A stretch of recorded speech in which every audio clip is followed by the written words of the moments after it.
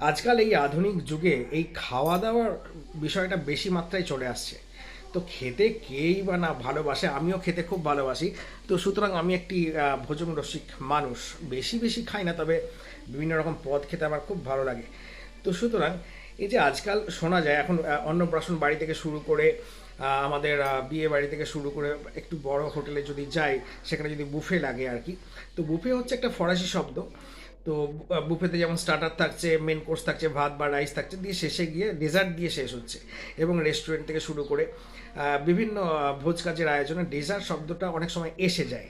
তো ডেজার্ট শব্দটা কি, আমার সৌভাগ্য আমি জানি যে ডেজার্টটা কি অনেকে জানে, আবার অনেকে জানেও না। ডেজার্ট হচ্ছে মিষ্টান্ন। সেই বিগত দিন থেকে শুরু করে আমরা মিষ্টান্ন দিয়ে ভোজ পর্বটা শেষ করি।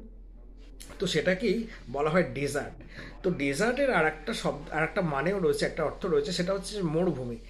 তো সেটা না, এটা হচ্ছে মিষ্টান্ন। একদম একদম নিপাট মিষ্টি হতে পারে, রসগোল্লা হতে পারে, গোলাপ জামুন হতে পারে, আইসক্রিম হতে পারে, ফিরনি হতে পারে, বা ফলও হতে পারে, বা পায়েসও হতে পারে। এটাকেই বলে ডেজার্ট।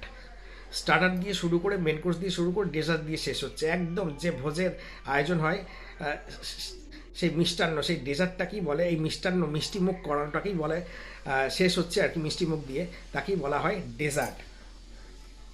নমস্কার।